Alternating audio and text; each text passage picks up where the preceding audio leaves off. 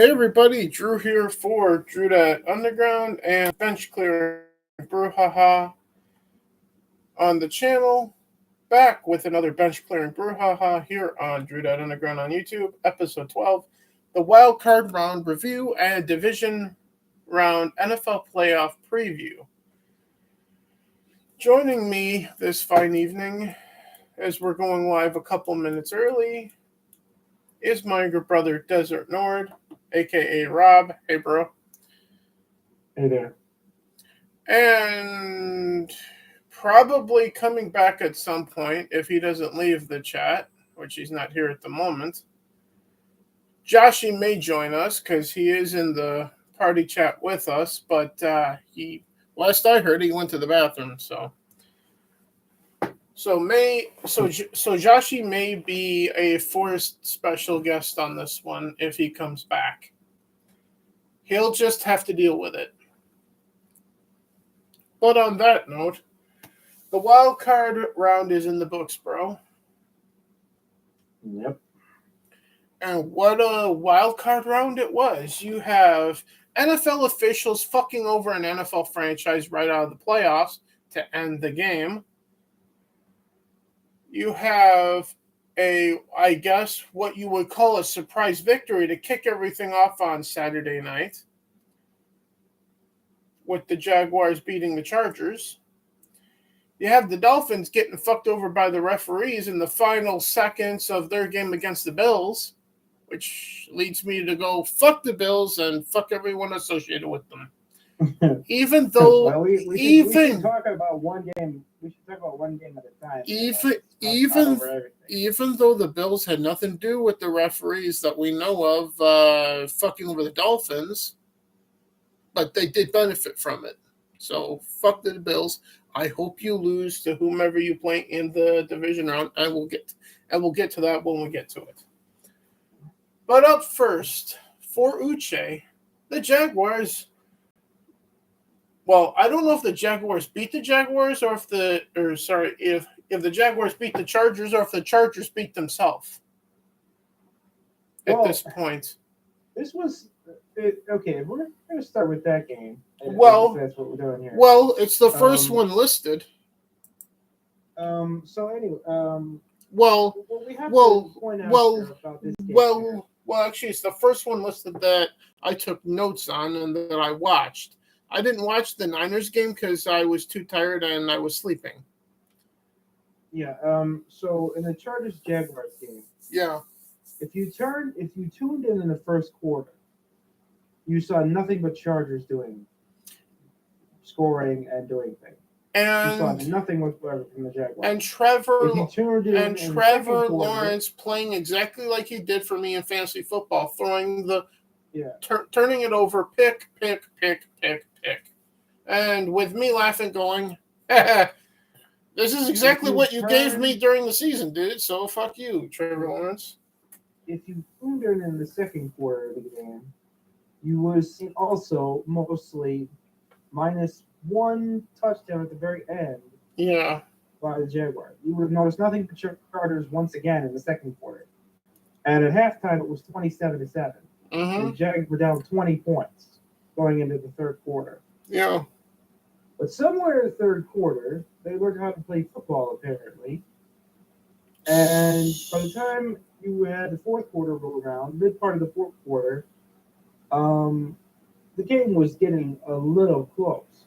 And then somewhere the Jaguars, right at the end is my recollection, they surpassed them and won the game. But it was because the Chargers disappeared at some point. I think at halftime is when the Chargers were just like, you know what, we got this in the bag. We don't care what you do. Not going to come back and do much in the second half. We don't need to. We got this.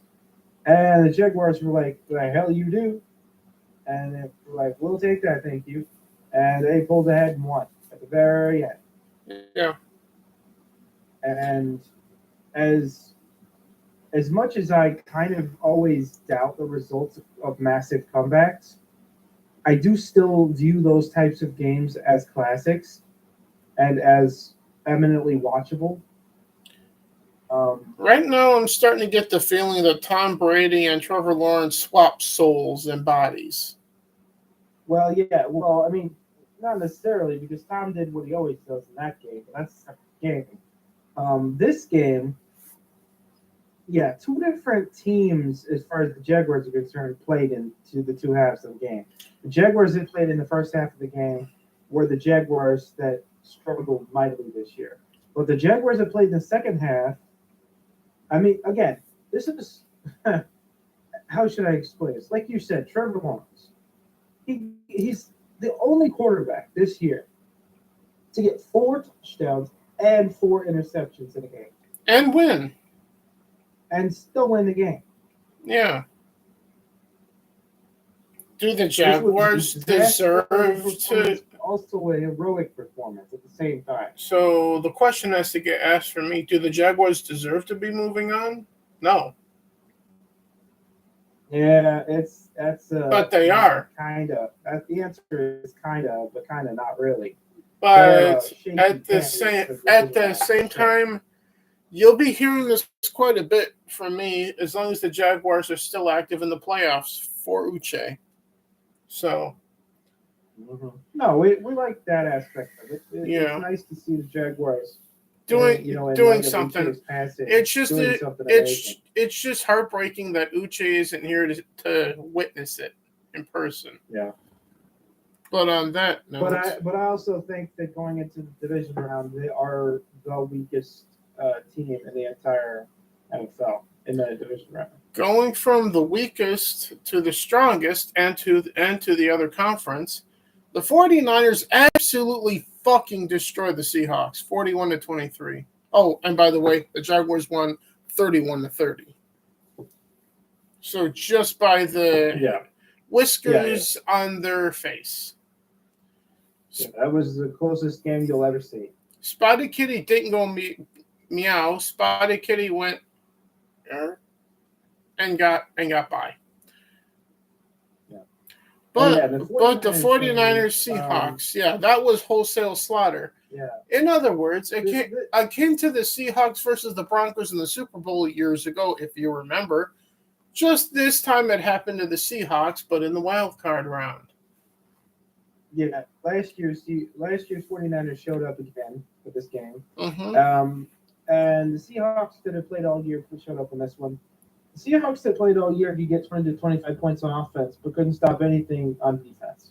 Yeah. That was the problem all year, and that's the problem. The Legion of Boom is so far gone from the Seahawks. Yeah, their defense is not anything like it used to be. And the 49ers of last year showed up, and those guys were dominant, and they once again dominated. They kicked the crap out of the Seahawks. And, the rest is history for the Seahawks. In this game, the Niners showed that they are the legit favorites to represent the NFC in the Super Bowl at this point in time. And fair to note, this is a given that Brock Purdy, this new guy for the 49ers, has been leading the charge these last few games. Yeah. Just looking at his numbers in this game and in the other games he's played, this guy's amazing. This guy is good at football. And bringing up Brock Purdy also reminds me of a slight debate that was had at work earlier this morning between myself and a couple of other football enthusiasts at work, let's call them. And that being, after the playoffs are over, I do not want to be the head coach of the 49ers and have to make the decision. Because you have 3 starting quarterbacks on the roster. Trey Lance, Jimmy G, and Brock. Yeah. 3 starting quarterbacks. Now, obviously, Jimmy G is obviously going to go elsewhere. It's all pretty much a given. But at the same time, a decision has to get made. Because if the Niners do win the Super Bowl, and Brock Purdy winds up becoming Super Bowl MVP, how are you going to bench him for your first-round draft pick in Trey Lance?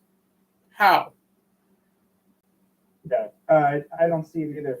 This is the exact same situation the Patriots went through with Tom Brady. I mean, initially Tom Brady was only put in because had no one else to go to. And Drew Bledsoe was injured. That was literally the only thing Tom Brady ever happened. There's two differences here. One, Trey Lance is not a veteran. He's still very young too. Yeah, he wasn't drafted very long ago. Bledsoe, a veteran at that time, was just like, you wouldn't do that either. You would just say he was the lead guy. He was their starter. He was the guy who drafted high in the draft. But the other thing that makes, but the wild card that makes this completely different, Jimmy G. Sure, there was no third wheel in this situation. There is but here. Like you said, it's all but sealed that Jimmy's going elsewhere. So Jimmy's not actually. Jimmy's not going to take over. So therefore, the real question is, if that scenario of winning the Super Bowl, Brock Purdy, Super Bowl MVP, what do you do in San Francisco? Do you sit Brock, and if he is a humble guy, you don't. Unless you're stupid and he'll probably go, okay, I'll sit on the team and I'll wait for my time.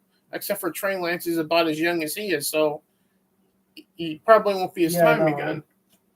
Unless you're ignorant of history, you have to sit Trey Lance and you have to go with Brock Purdy. You have to. So, in other words, you got to ditch Jimmy and you got to go with Brock. That's what you have to do. This is what's going to have to happen, regardless of Super Bowl or not, with Brock Purdy. Because even if the Niners only make it to the NFC Championship unless they lose to the Eagles or something, a decision would still have to be made. Do you keep Jimmy G and trade Brock and Trey? Do you trade Jimmy and Brock and keep Trey, or do you trade Jimmy and Trey and keep Brock? This decision will have to get made this offseason. You give Jimmy away to another team. Okay, try and get as much as you can for Jimmy. Yeah, but you start Brock, keep Brock, and bench Trey. That's what you do. Yeah, but what if Trey was like, I'm a first-round draft pick. I should be the starter. This should be my team. Either start me or trade me. I mean, if Brock wants the starting job, he should have it. If Trey has a problem with it, he should do himself a favor and be less injured. This was exactly the same controversy that had the with Patriots Bledsoe. Went through with Bledsoe. Yeah, and same thing. And the Bledsoe came back, and everyone was like, Bledsoe going to get his starting job back? That isn't fair. And he was mad, and everybody was like, yeah, but you got hurt, and Tom took over, and he did great. Look how he did. We can't bench him. That's exactly what's going to happen here. And then they, I don't remember if they traded him or if they just let him walk or just released him and just let him sign with whoever. I don't remember that part because we were too young at that point. Having an attitude about it. Yeah, but the reason I bring up attitude with Trey Lance is usually guys who were first-round draft picks develop an attitude at a very young age. That's why I bring it up. Yeah. Which means it wouldn't surprise me. Too. Yeah. Which it wouldn't surprise. It would. And another great example, Patriots' current quarterback, Mac Jones, he has an attitude. So it wouldn't surprise me if Trey Lance got benched, wasn't happy about it, and went either start me or trade me. And then the Niners trade him. That wouldn't surprise me.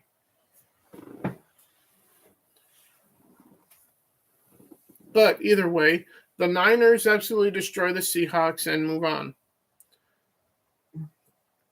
And the Chargers win as well. However, controversial time. Dolphins, Bills. Yeah. Oh, and by the way, a note from the Jaguars Chargers game, because I watched that. Refs pick up a flag for pass interference against the Chargers. For some reason. During the game. That's the only note that I had on the game. But the Bills-Dolphins game, overall, Clearly you were pissed off about this game. Well, The game itself leading up to the end of it was a great game. 34-31 Bills win.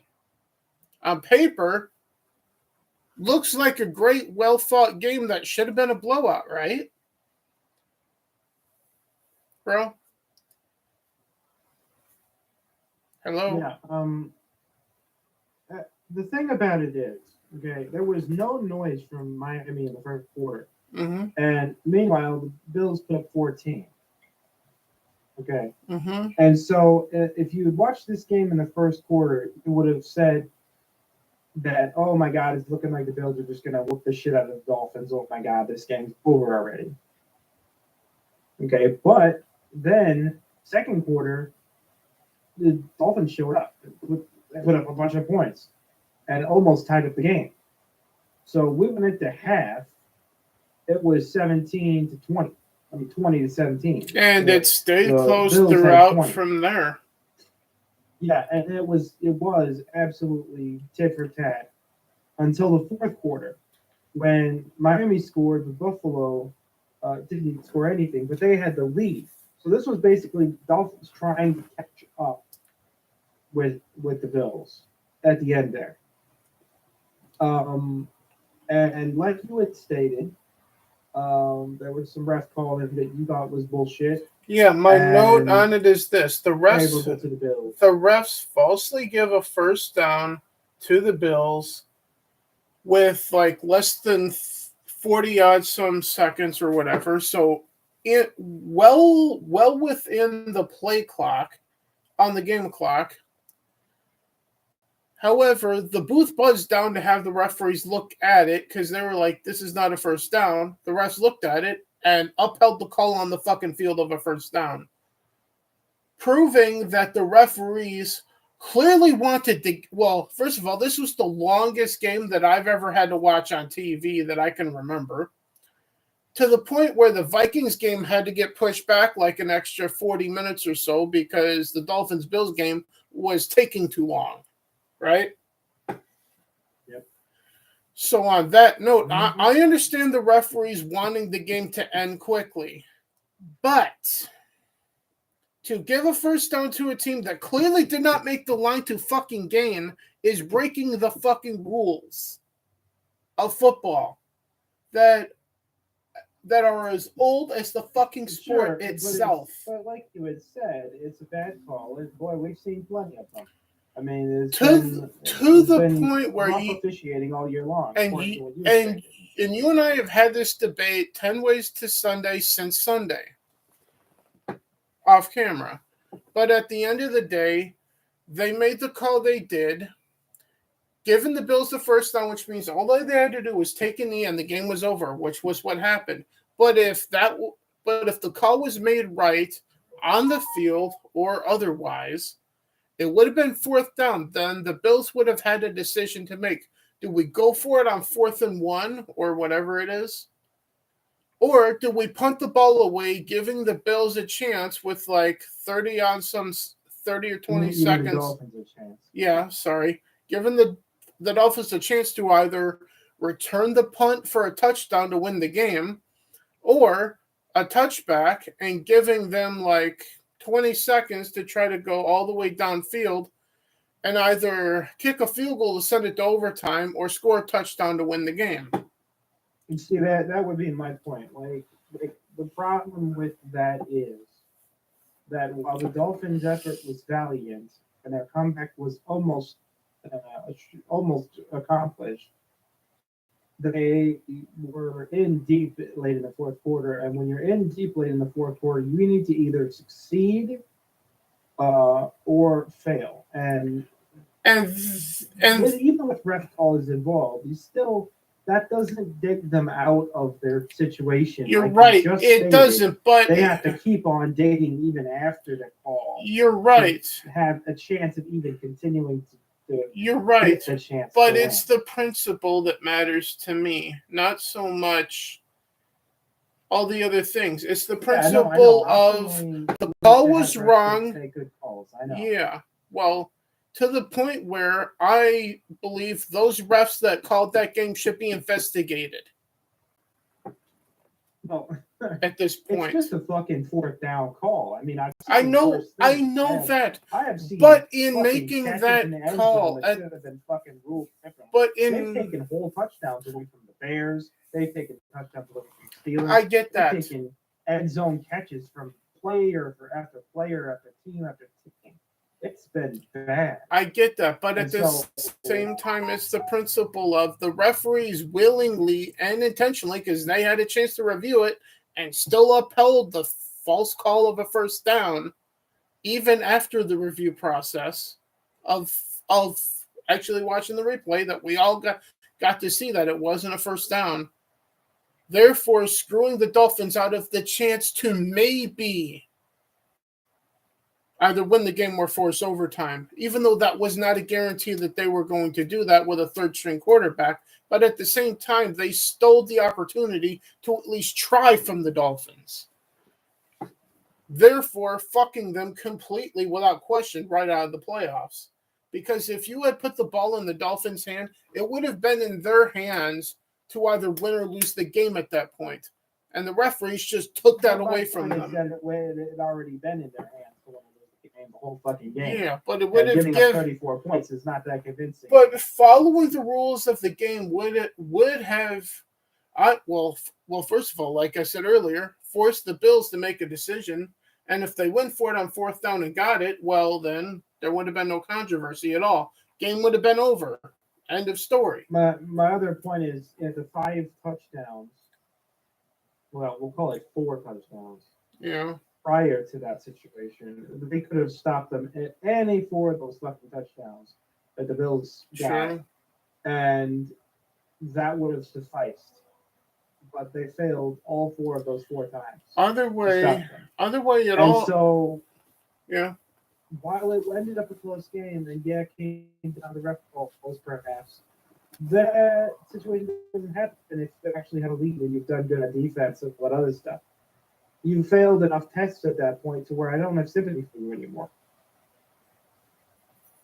If this was a low-scoring game, and basically they had scored 7 points, and the other team had got a field goal, and that was all the game had going for it, that the Dolphins got a touchdown, and that the Bills had a field goal, and then because of the fucking refs, the Buffalo team got another fucking touchdown. Then I'd be like, okay, well, that touchdown and that call caused them to lose the game. But in this case, they'd already given them 4 fucking touchdowns before that even happened. So, it's I just don't have sympathy for the Dolphins to that point. Play fucking better. You won't have refs fucking you over at that point. Play better football. You won't be down 3 points at the end of the game. You'll be ahead. And then you're not going to worry about a fucking ref call fucking you over. If game's already in your bag.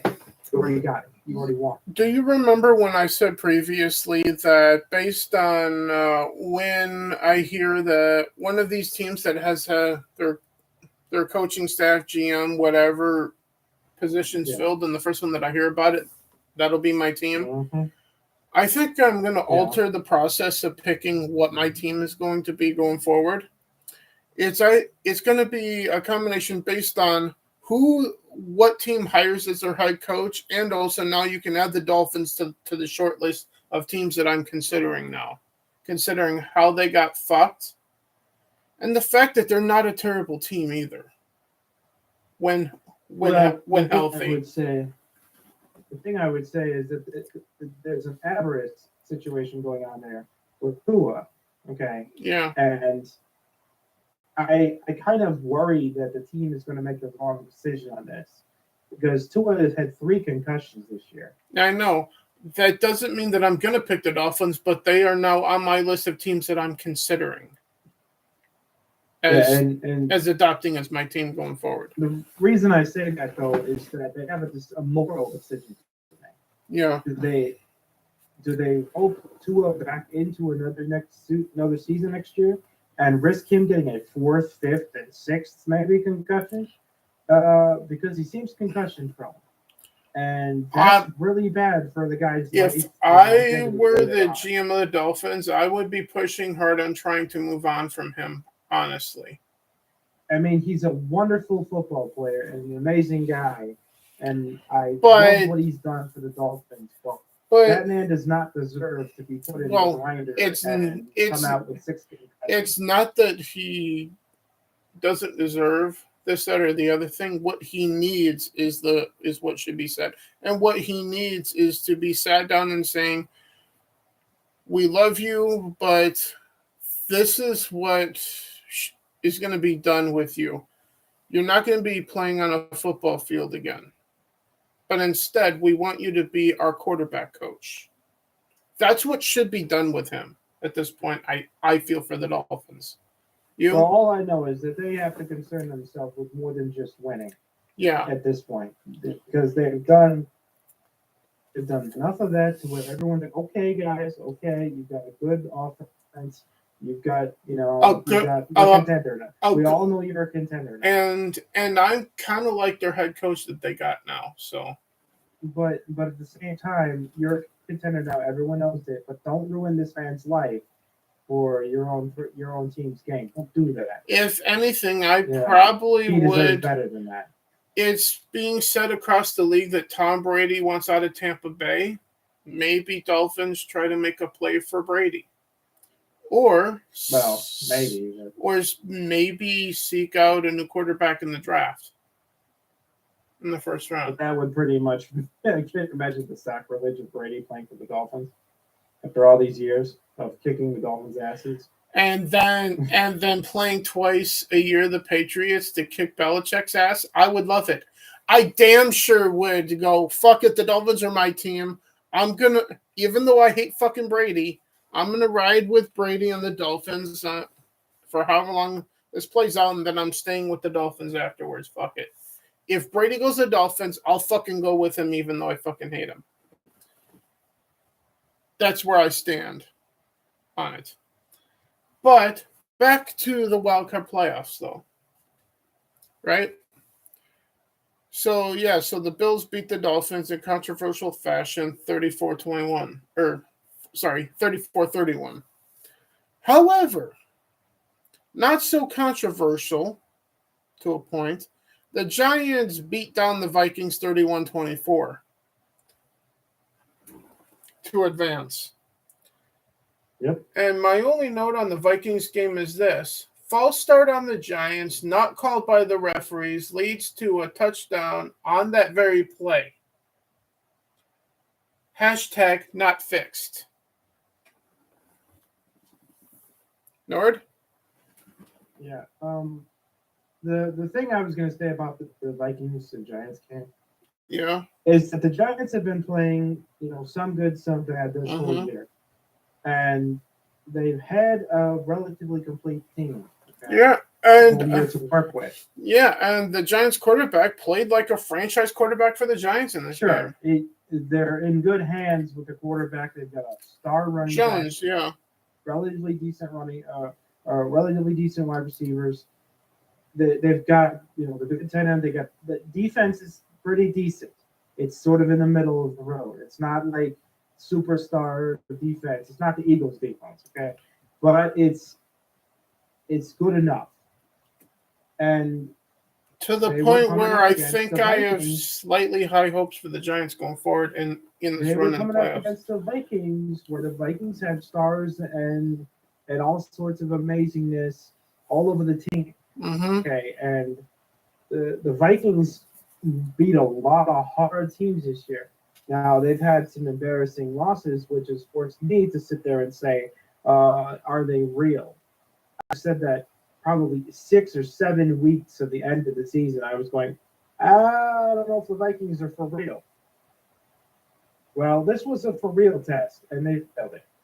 Vikings failed their real test. And now their season's over. And the Giants took advantage of them. And took advantage of the fact that they... It's not hard to take advantage of the Vikings in the playoffs. It's the Vikings. Yeah. Turns out the Vikings' defense is their absolute Achilles heel. Their defense actually sucks pretty bad. Yeah. It's not that great. Their offense is fine, but their defense needs work. It needs to be rebuilt. Because giving up 31 points to a Giants team an average of like 23. So are you not good. So are you and I predicting what the Vikings ought to be doing in the first 3 rounds of the draft is defensive players then?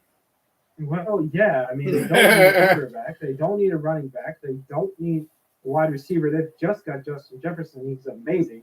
They've got other guys behind him. They got Thielen still. They still got Cook. Yeah. Offense. Now they have a franchise tight end too. Yeah. And they have a serviceable offensive line, as we've seen. Yeah, they don't need anything on offense that I can tell. They need defense. Yeah, defense coming out our ears here in Minnesota. However, and by the way, the score was 31 Giants, 24 Vikings. So. Yeah, and sort of figures given the fact that I was questioning the reality of the Vikings. So it was by about a touchdown, that controversial touchdown that I started off with from that game. So thank you, referees, for fucking the Vikings too. Anyway. But I'm willing to let it aside because it's the Vikings. They're choke artists in the playoffs anyway, so big deal. But yep, they are. This game, I watched half of it because I fell asleep going into the second half. This next game, the Bengals beat the Ravens 24-17, which is why I don't have any notes on the game because I fell asleep halfway through. Yeah, well, I definitely saw most of this one, and yeah.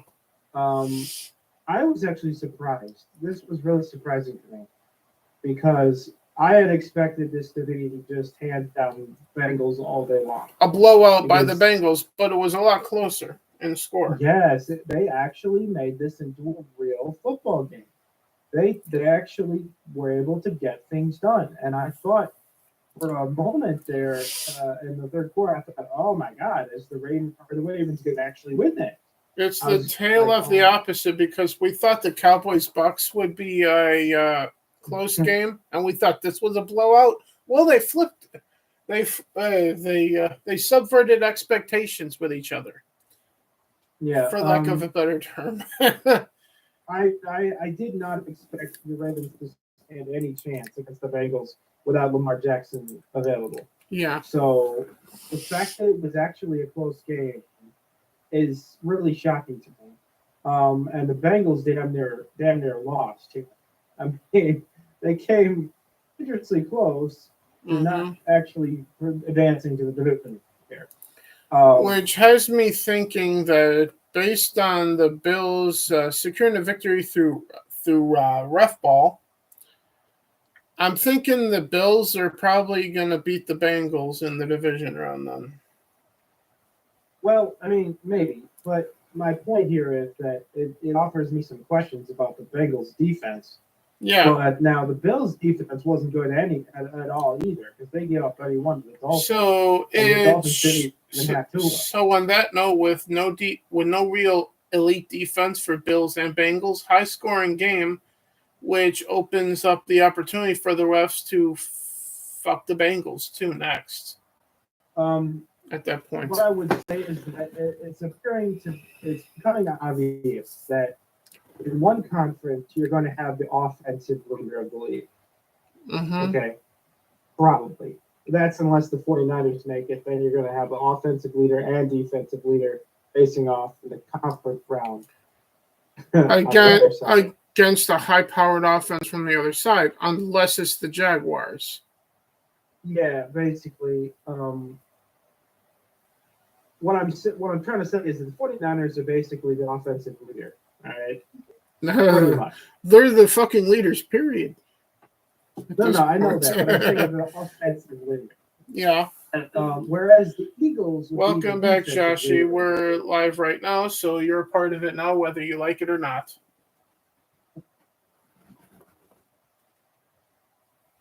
Josh? Apparently, he didn't hear you.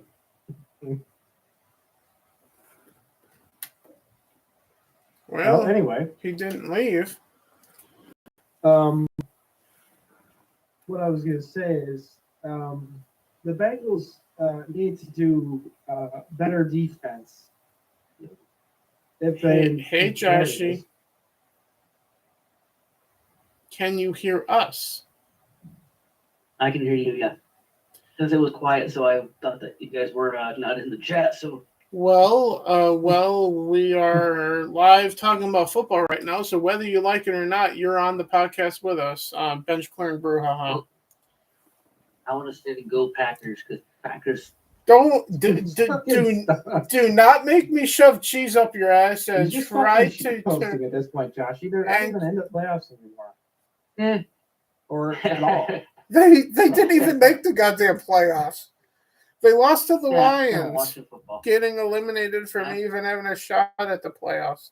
Yes, I know. Yes, I know you don't watch football. Go the fuck home finally from the conversation. But anyway, as we were about to get to, the Cowboys-Buccaneers game is up next. With the Cowboys-Buccaneers game, the only thing I saw, because I was on the verge of falling asleep as the game started, I saw the kickoff. I woke up at one point when I heard Tom Grossi yelling on my other screen because I was watching his reaction to the stream as he was watching with his dad, who's a Cowboys fan. I saw the score. I'm like, how in the fuck did Tom Brady die? Well, no, the problem is that Tom Brady, this year especially, and in previous years also, has a bad habit of not existing the first half of games. And he also make miraculous comebacks in the back half, which he didn't. Which is why I asked, did somebody kill Brady in the second half? Because no, they didn't do anything. The only thing he did at all. I mean, if it weren't for the second half, they'd have had nothing. Okay. So that was where all their offense even happened. I'll take your word for it because, like I said, I fell asleep. The first thing I remember was seeing the kickoff. Then I woke up and I saw the Cowboys kicker missing a point after, so it was 6-0. Then I woke up again at one point going 20 whatever to nothing. What the fuck is happening? Just to give you an indicator of how much failure and attempts, how much effort yet failure went into the first two quarters of the game for Tom Brady. He ended up with 66 pass attempts in this game. Yeah. It did basically nothing with them. That's a fucking lot of pass attempts. Yeah. That's a lot. Right? Mm-hmm. And he ended up with a serviceable stat line, mind you. He ended up with 351 and 2 touchdowns with an interception.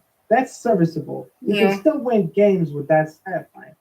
Problem with that is that at the other side of the ball, Dak Prescott he only had to pass the ball 33 times and got 25 completions out of 33. That's 305 yards and 4 touchdowns, no picks. That's a winning quarterback. However, the other aspect of it, what does Brady have for running backs on his team? Fournette, maybe? Yeah, right. The Cowboys have a collection of running backs headlined by Pollard and Elliott. Yeah, who are elite fucking running backs collectively between the two of them. But it turned out in this game that Rachaad White, who is like a third string unknown pretty much, ended up surpassing the performance of Fournette. So the running game was a disaster. It didn't. This is why Tom Brady scores the past 66 times in the game. And even so, the Cowboys won 31-14. Yeah, and that's because a lot of the attempts, more than half of them, in fact, or about half of them, in fact, were failures. They were incompletion. And then there's also, So I'm just and the defense of the Buccaneers didn't do much of anything. They got no interceptions. They got only 1 sack. I mean, the defense didn't do their job here. That's what happened.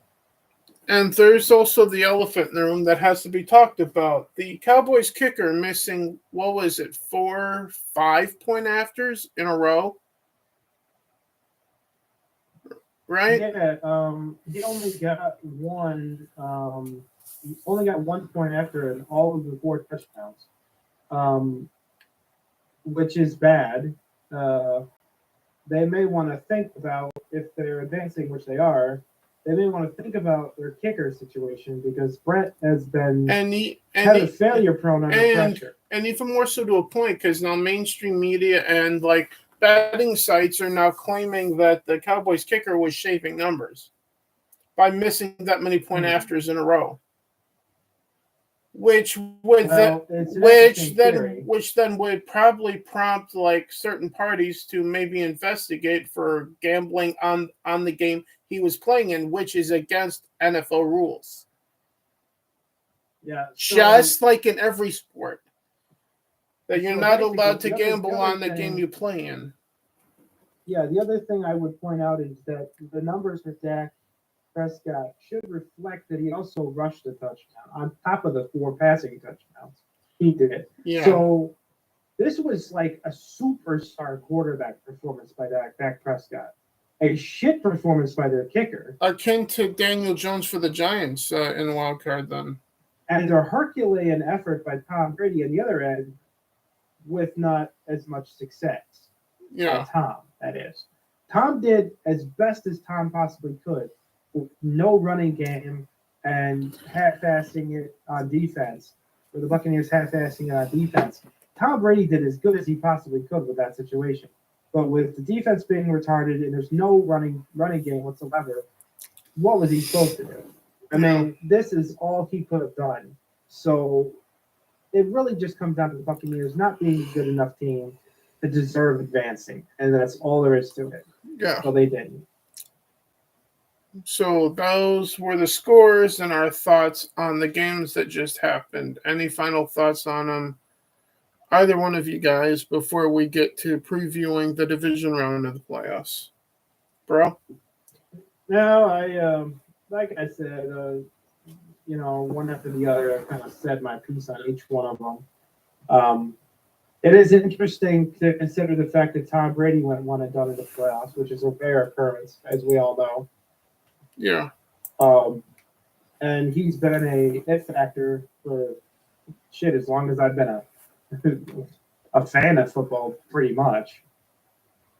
And I don't remember how long that's been, because I've been a fan of football about just as long as you, because we both found football at about the same time. I mean, I've been watching it actively every single year since about 2005. For me, it was about 2004, so I was like a senior. Actually, maybe before that.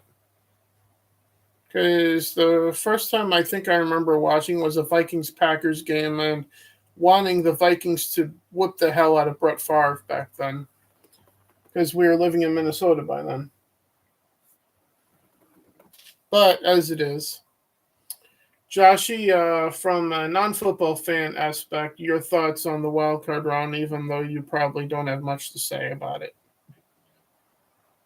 Accurate. Yeah. On that note, we'll shove cheese up your ass later, because we got other stuff to talk about, like the division round. So up first, the first Saturday game at 3:30 p.m. Central Standard Time, coming from FedEx Field in Kansas City, Missouri, the Jaguars, 4th seed at 9-8, take on the home team Kansas City Chiefs, the number 1 seed for the AFC at 14-3.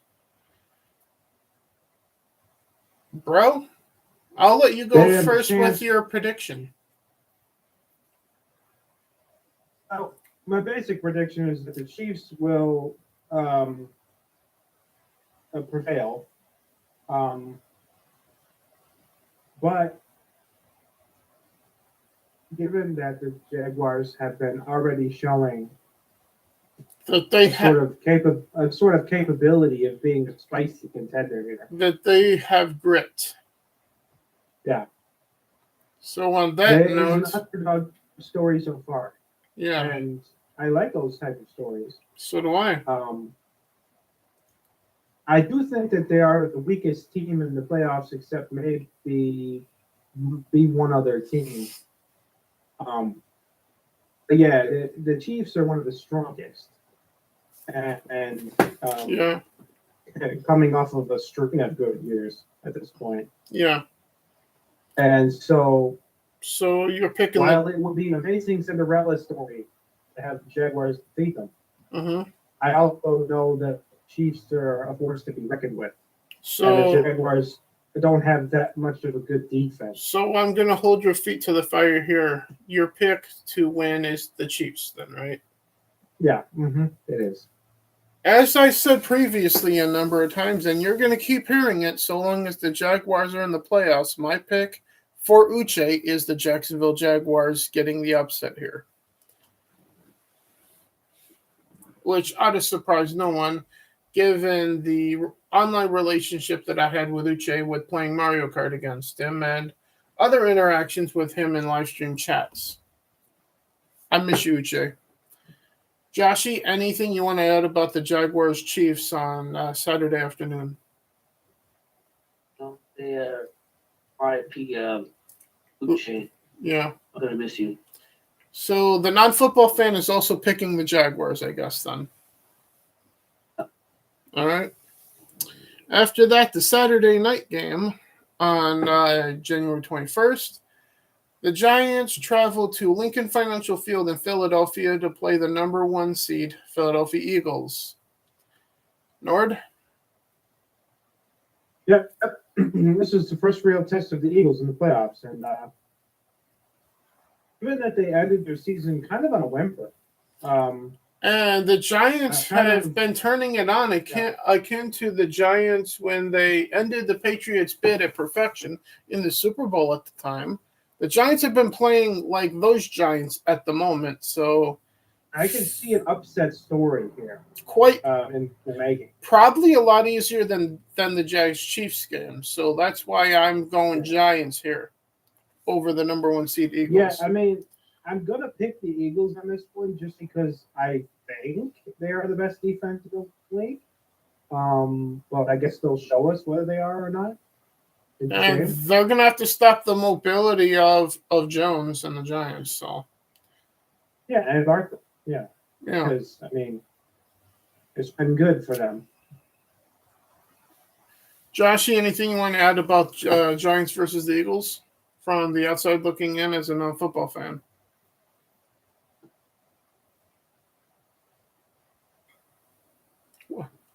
What was that?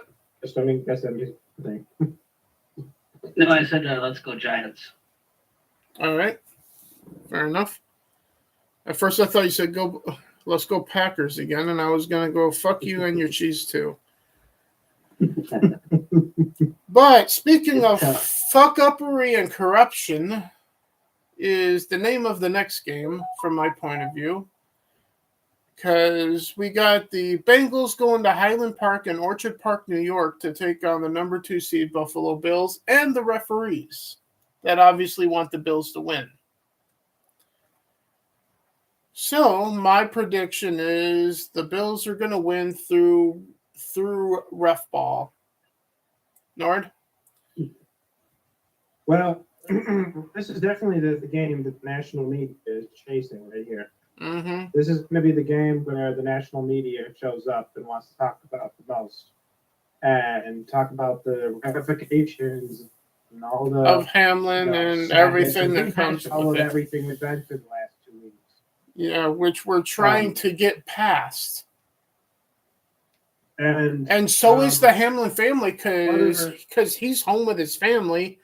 And there's also a rumor that they might parade him out at Orchard Park for this home game for the Bills to say, see, he's here, even though he can't play anytime fucking soon, if ever again, at this point. But it would be, from my point of view, really wrong to parade him out onto the field just to go, hey, look, it's Hamlin in the Bills Stadium. Just leave the guy at home and watch the fucking game and let him recover for fuck's sake. You know? That'll be my reaction if I see him walking out the tunnel, you know? Nord?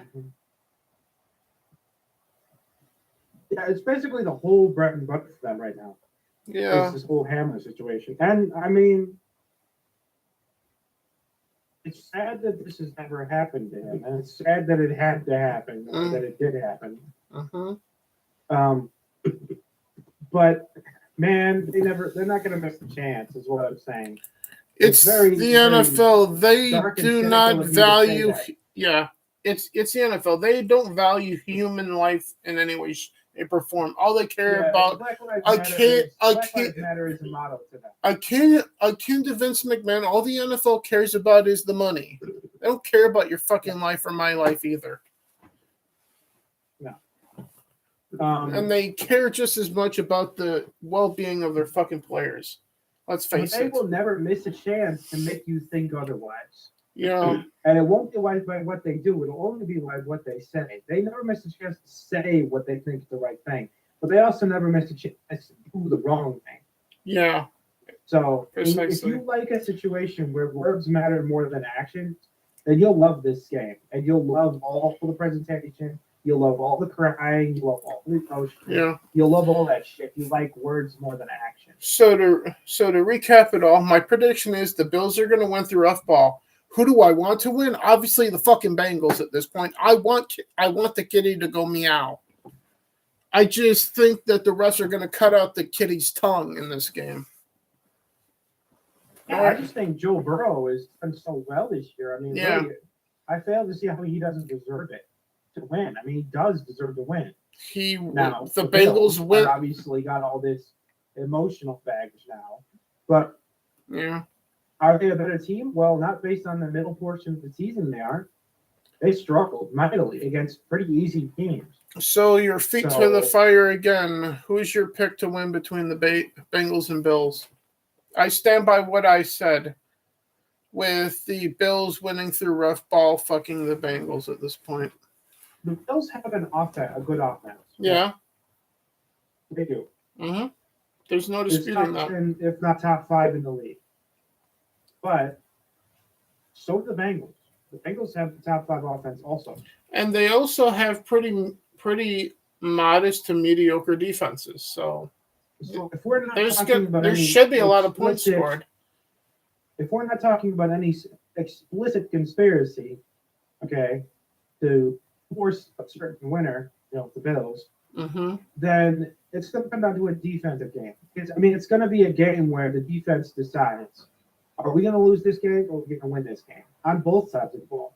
Yeah. Both teams. Which is the way it should be. So if I had to choose, and I'm forced, and what I just saw we're the supposed to make Bengals fail predictions to do against the Ravens makes me worry about them a bit. Mm-hmm.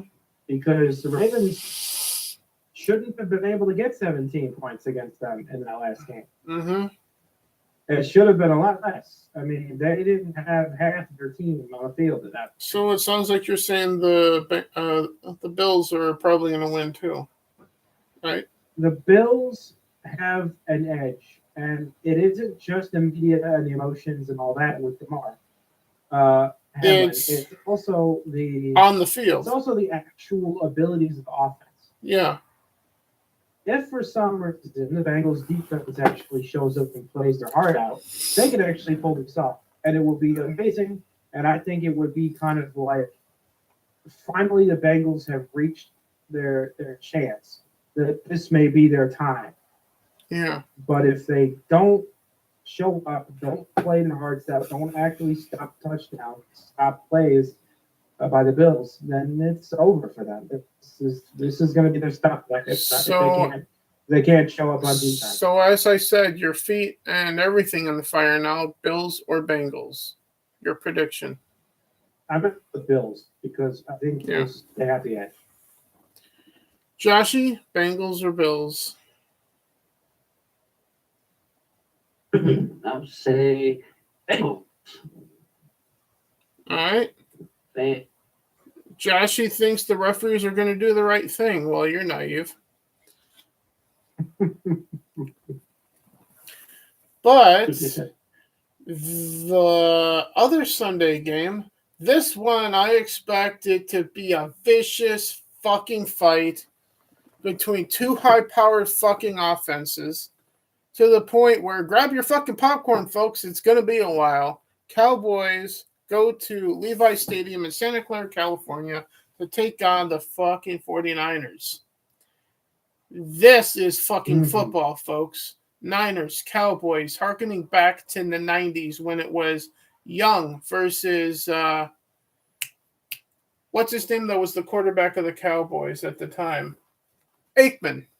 Talking about Troy Aikman. Yeah, Young versus Aikman, or the Cowboys versus the Niners when Joe Montana was the quarterback in the 80s even.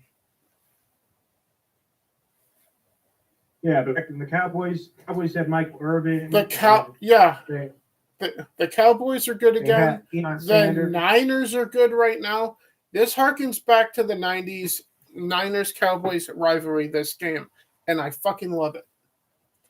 The Niners had Jerry Rice. I just hope the referees will stay out of this fucking game and just let these two teams just slug it out and see who does it. As far as my prediction goes, I got storied and amazing teams in the league. Yeah, and usually up against each other in the playoffs, just like right now. But on that note, this time the Cowboys actually have a defense and an offense. And so do the 49ers. That's why I'm expecting anything to a high-scoring or low-scoring game, but a close fucking game between both teams. And my prediction, as I hold my feet to the fire first, like usual, I got the 49ers in this one, bro. Sure, yeah, you also, because, as I said before, 49ers were my favorite to win the whole thing, go into this, and they still are. Yeah, they're my favorite to go to the Super Bowl to represent the NFC. My current projection of brackets is the Chiefs versus the 49ers in the Super Bowl. Mine, based on funny business, is Niners versus Bills. However, if we take funny business out of it, mine is actually probably going to get a lot of laughs. Jaguars versus 49ers. Yeah, that would be interesting. Yeah. That's the Cinderella story right there. The Cinderella story for Uche, yes. Yeah. But as it is, he'd probably be like, "Damn, why the fuck would I think when I was there?" It's kind of akin to what Lewis Black said about flying cars. Yes, we will get flying cars the day after I die. So in other words, the obituary for Lewis Black, as he tells it in this particular joke, Lewis Black passed away. Services will be held on Friday. Room for flying cars. Mm-hmm. So, for example, when will the Vikings win a Super Bowl? The day after I die. Because, watch, I will die just as the regular season ends, and then the Vikings will go on a run and win the Super Bowl, and I'm already dead. Watch. I'm predicting it right here. I will die before the Vikings win a Super Bowl. Watch, folks. But as it is. Yeah. And on my luck, they'll probably be playing the Dolphins in it. Anyway. But yeah, we expect the Niners offense to lead the day on this one, even though the Cowboys offense is amazing. So we usually try to preview or at least take a sneak peek into whatever happens next, but that's not available because these games have to happen. So if we follow through our predictions, let's just play with some of these. Oh, and Joshy, Cowboys or Niners? I forgot about you.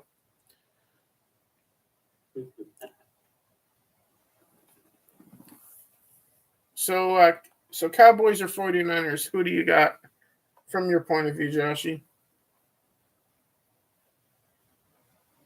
Oh, I said neither. Neither? So Joshy's going to break the playoff rules and force a tie, which is not allowed in the playoffs. Okay. It's that American dream. Dusty Rhodes booking from Josh. You have acquired the idea. Nobody wins. Anyway. Yellow flag on the field. Holding. Quit holding yourself, Joshy. It's called holding the Packers when they should be like the ball.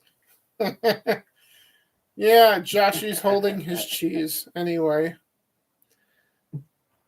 But on that note, with the predictions that we had, let's try to speculate. the conference championship here because that's what's up next. So let's say the Chiefs do beat the Jaguars. Mm-hmm. And if the funny business happens like I expect, that would be the Chiefs versus the Bills, which would have to mean that the neutral site would have to happen. That has been previously mentioned leading into the playoffs starting in the first place.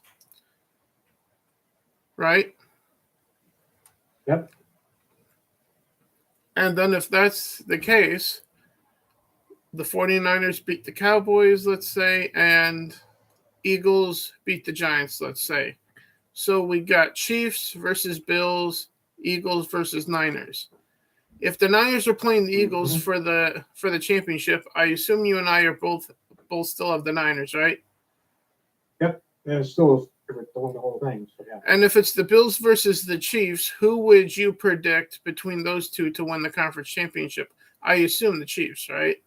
Yeah, the Chiefs, because I mean, really, all year long, the Chiefs have been strong. Yeah. And there's a reason they're the number one seed in their conference. Yeah. Because they have a complete team and they know how to win games. So if it's the Chiefs versus the Niners in the Super Bowl, who do you got in the Super Bowl then between those two? Well, again, because my Niners are favorite, the Niners would be the choice there. Same here. They are my favorite to win the whole thing. So now let's go back and play with a slightly different scenario. So with the Chiefs, let's assume the favorites don't make it. Let's just assume they lose. So the Jaguars beat the Chiefs to go to the conference championship. The Giants beat the Eagles to advance. Let's say the NFL and the referees do not get involved and the Bengals do actually beat the Bills in Orchard Park. Mm-hmm. Yep. Therefore, pissing off all of the whiny crybabies on the internet. What about Hamlin and all that? Yeah, let's basically assume all four underdogs end up progressing. And and let's say the Cowboys win. It ain't gonna happen. At least I don't think it will. But let's just play with it for a minute, and then finally we'll wrap up with what I feel is the most realistic one, and then we'll probably do yours at that point.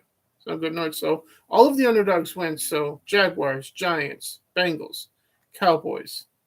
So the Cowboys play the Giants. Who would you predict to win the NFC Championship between the Giants and Cowboys? Me, I would say the Giants.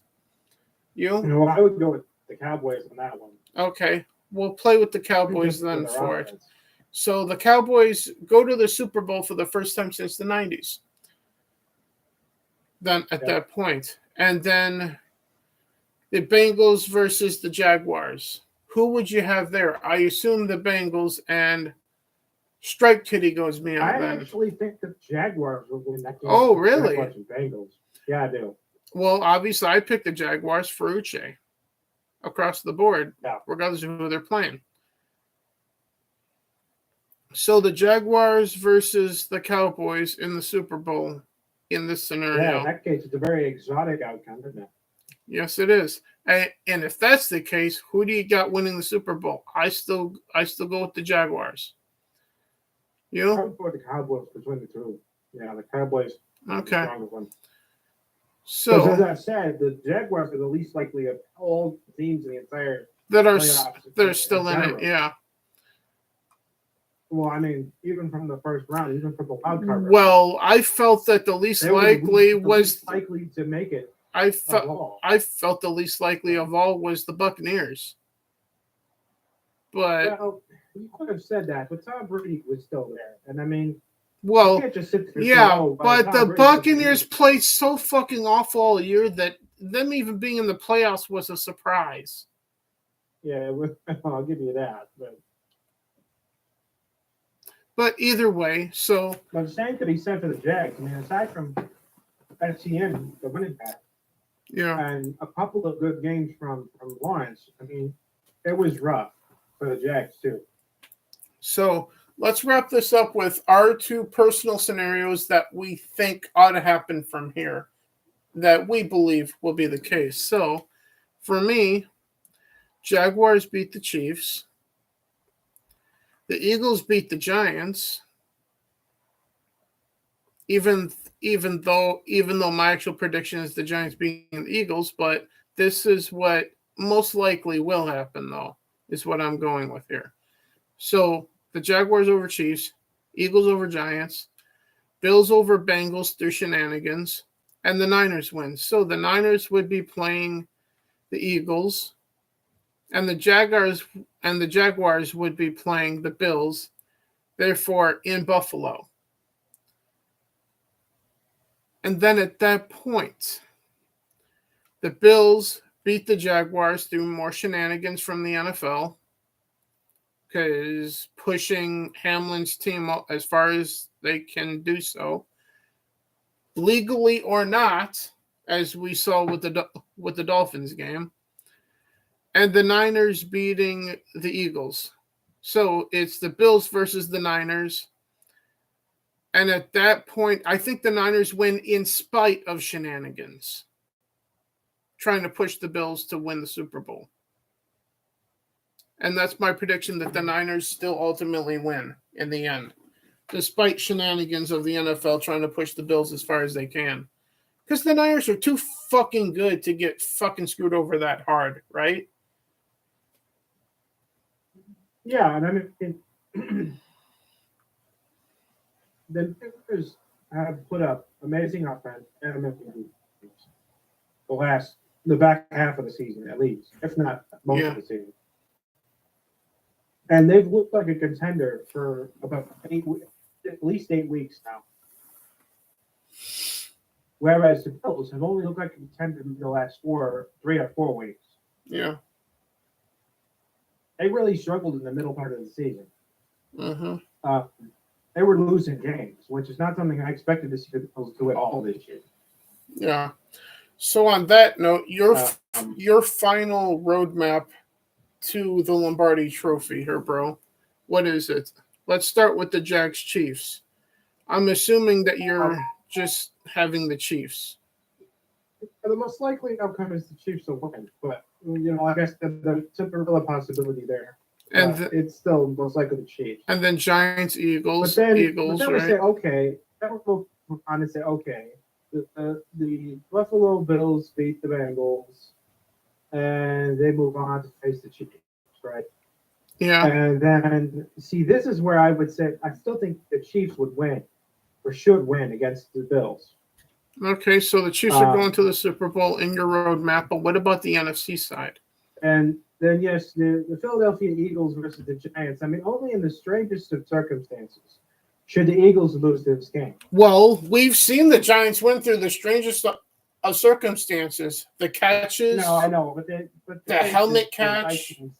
They faced the Vikings last week. That the Vikings have been a faker for the last 6-7 weeks. Yeah, and the Eagles limp into the playoffs despite being the number 1 seed on lackluster performances. So, yeah, no, they didn't finish strong by any means, no. But they are a strong team, though. But they are the best. Yeah, they're the best defense in the league. It's really not debated. So to continue with your roadmap, Chiefs are in the Super Bowl. You did that with the AFC, and the NFC roadmap. The fact that I know the Eagles' defense is the best defense in the league. Eagles. Giants don't do well against good defenses. So the Eagles. I don't see how the Eagles lose that game. So the Eagles are going to the NFC Championship, according to you, and then you obviously will see the Niners over the Cowboys, like you've been saying. Exactly. So then, who wins between the number 1 and number 2 seed? I mean, maybe my perception of the 49ers is inflated, and this is the moment where they could lose versus the Eagles in the conference game. Yeah. But, and I know defense wins championships. They always say that, and it's usually true. True. So, I mean, if the 49ers are going to fail, it's going to be right there in there. So you're saying Chiefs versus Eagles 1 versus 1 seeds in the Super Bowl then? Yep. So who wins the Most Super Bowl? predictable prediction possible. Yeah. So who wins the Super Bowl between the Chiefs and the Eagles here, according to you? Well, the boring outcome would be the Chiefs because, as we know, they've been there before. But then again, the Eagles didn't win the Super Bowl too long ago either under head coach Doug What's-His-Name, who's now in Jacksonville, who is competing against the Chiefs this week or this upcoming weekend. Mm-hmm. Fun fact there. Didn't think about that, did you? Well, that's why I said there was a Cinderella story in the making, possibly there. But Yeah. if we assume seed 1 and seed 1 go up against each other, right? I have to assume that defenses wins championships. Like we always say, defense wins championships. It's been true for decades. So you're as long as I've been alive, at least. So you're saying the Chiefs would win the Super Bowl, right? No, actually, I'm saying the Eagles would win. Oh, it's okay. the best defense in the league. All right. So, ultimate. Nord says Eagles are going to win the Super Bowl out. I think are going to. That's not my first prediction on you. My first prediction is the 49ers to win. But if the 49ers get eliminated, or if they get eliminated, if either one of those gets eliminated, it won't be Chiefs versus 49ers. Then we have weird outcomes and weird possibilities. That's true. If those two make it, then it's going to be the Niners. If those two don't make it, then it could be Eagles. But I will leave you both with this question. What if things are so weird that we get this for a Super Bowl? We know that the former Super Bowl winning head coach for the Eagles at the time is now the head coach of the Jacksonville Jaguars, right? Yeah. So what if it's Eagles versus the Jaguars in the Super Bowl? What then? My prediction is the Jaguars beating the Eagles because the current head coach knows the Eagles franchise. That would basically be the hardest possibility. True. I mean, that would be the hardest matchup that they could possibly face here. But if it does happen, you heard it here first, folks, here in the underground. If this matchup does take place, Jaguars Eagles Super Bowl, you heard it here first, folks.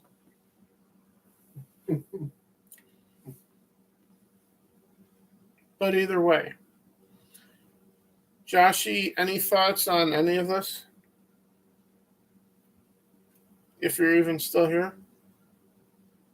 Yeah, I'm still here. Your thoughts on any of this? Go Packers. I'm sorry I asked. And Seahawks.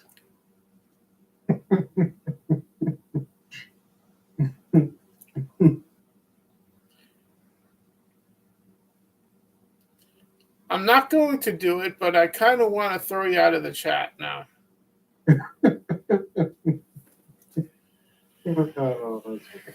He has his favorites. He's sticking to his guns, as they say. Yeah, I got one from Rob too, so. Yeah. He's sticking to his guns, and his guns have been forcibly hot glued into the holster at this point. He's sticking to his cheese guns. Yeah. The two of you have been watching High on Life too much. Cheese guns.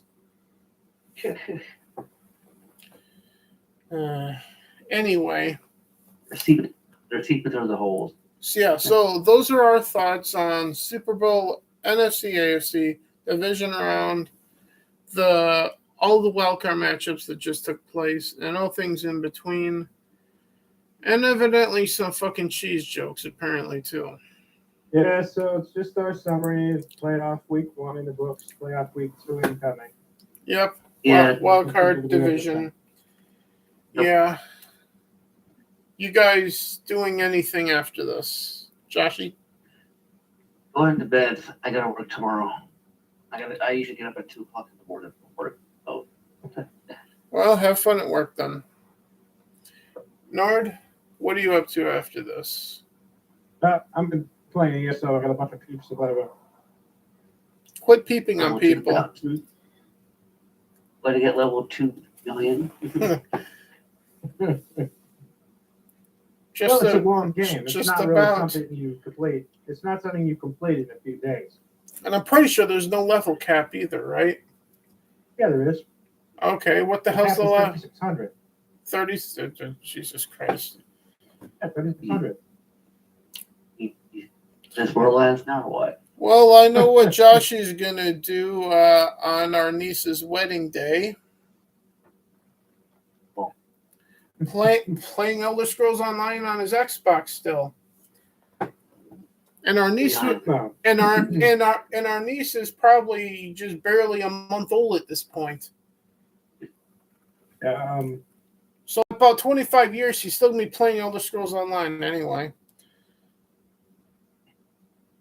But it's a long game. It's a good game, and I hope it keeps on going. In my case, I'm gonna start working on. I'm probably late on Sue, but when I get up, I'm gonna start putting together the top 10 list of our top 10 anticipated games that are either have a release date for or are supposed to be coming out this year in 2023 for Underground Gaming on Sunday evening. And also tomorrow, I'm going to attempt to try to play something on PlayStation Live on Drew at Underground Gaming on YouTube, and also try to get out a Twitch stream of playing something on Xbox tomorrow as well. So that's what I'm going to be working on tomorrow myself. As for tonight, play games till I fall asleep, and then get up and start working on all that shit in the morning tomorrow. Go Packers. Shut up, Chachi. What you should be saying is go any of the teams that are in the fucking playoffs still right now. Except the Bills, because fuck the Bills at this point. The Patriots again? No. No. Patriots for the millionth time. Jeez. No, they didn't make the playoffs. Yay. Just barely, but they didn't. The Vikings got eliminated in the wildcard round. Thank you for reminding me of that. Dolphins? They got fucked over by the referees. Hashtag Go Packers got eliminated from even making the playoff. By the Detroit Lions, Cowboys? who got eliminated by the Eagles before the Lions even got to go in. Was that Josh? Mm-hmm. Cowboys? Yeah, they're still in it.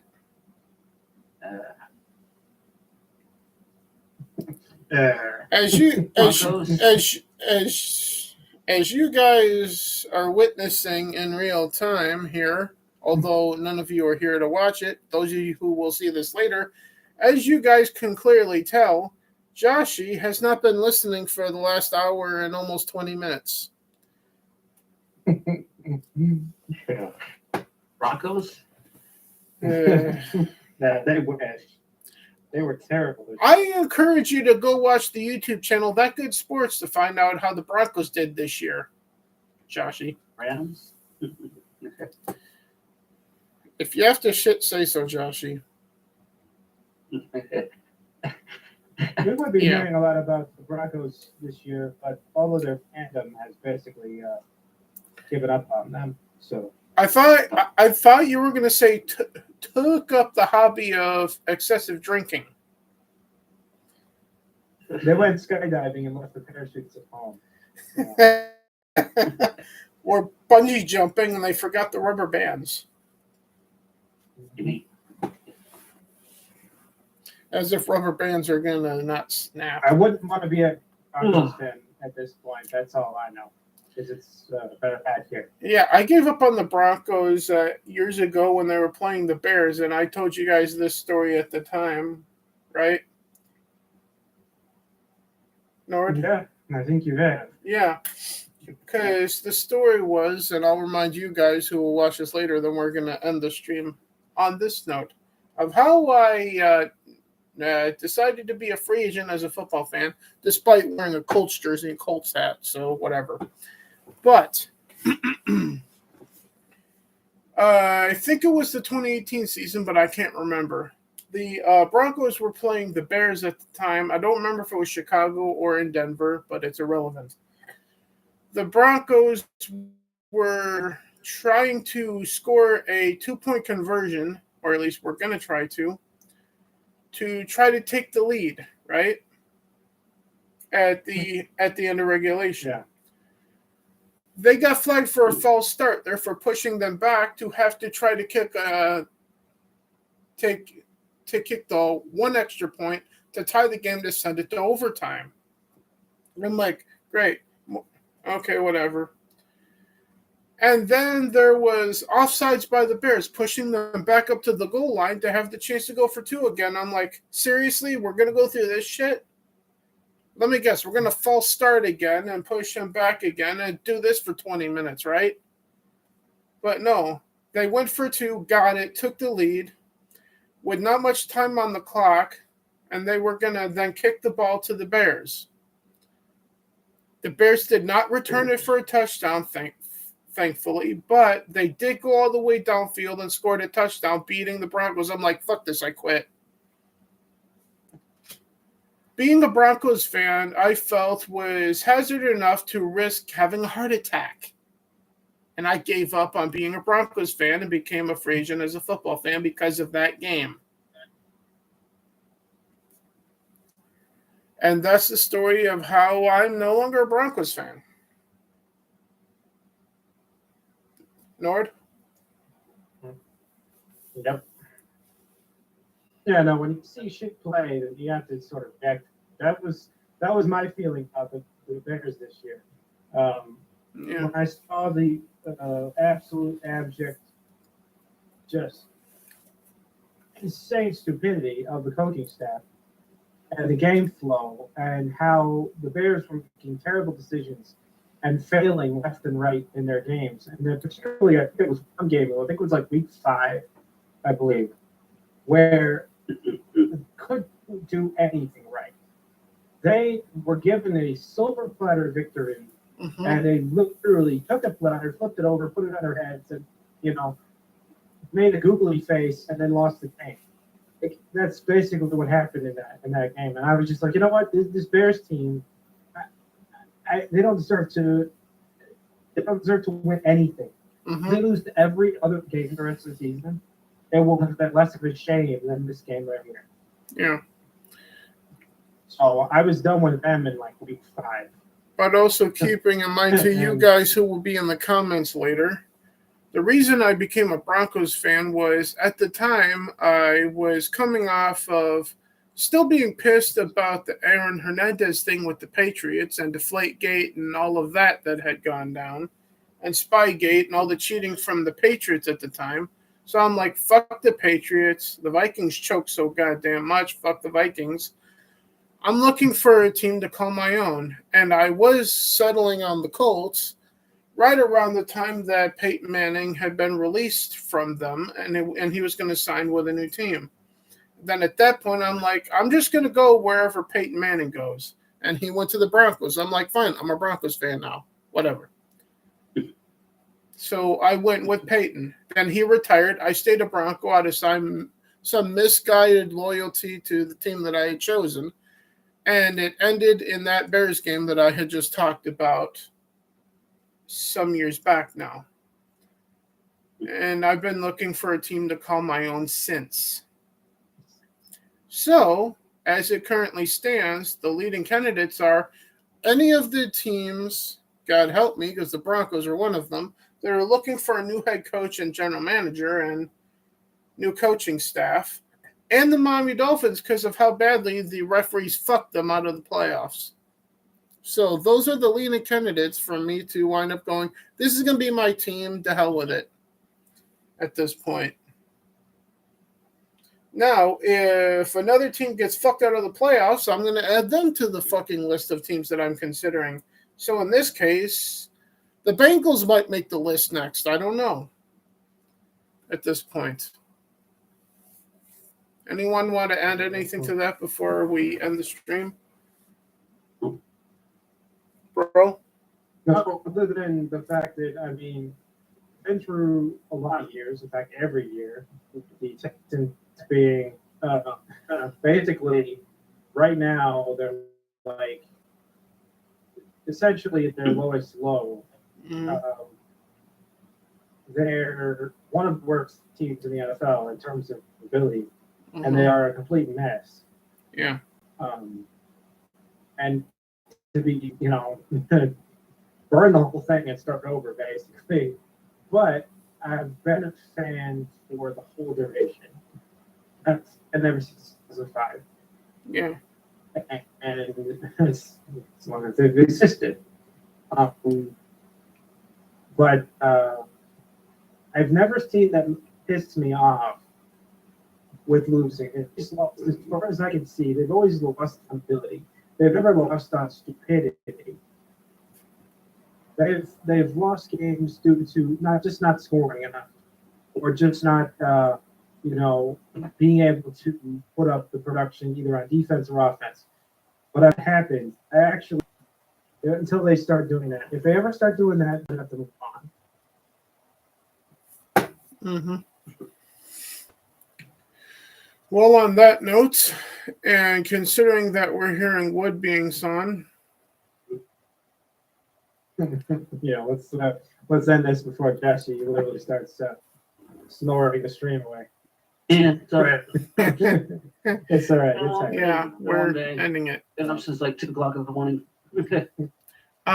So have I, because I had to be at work at 3:30 this morning. So that's why I'm going to play games till I fall asleep here. So on that note, everybody, to those of you who will watch this, which is all of you, as I see, thank you for clicking on this, watching this after the fact. Please share this out. Let the people know that the underground is here and bench clearing Brouhaha is here to clear your benches. I couldn't think of anything better to say there. Yeah. Go Packers. Will you stop with that shit? You just stick at the point. I might not have a team, but I still live in Minnesota, motherfucker. But on that note, remember, fuck Naughty Dog, Raylos are weird. It's late at night, so it's time to sleep. But above all else, there was a quote from Aaron Rodgers from the Pat McAfee show, but I can't really remember what it was because he was talking about not closing people out, being open-minded, and listening to people, especially if they have a different opinion from you, because that's how we grow as a people. And that's really profound, and I completely agree with that. So shout out to Aaron Rodgers for words of wisdom for the day. And fuck Tom Brady. And fuck Trevor Lawrence. And we'll see you guys in the next one. Good night, everybody.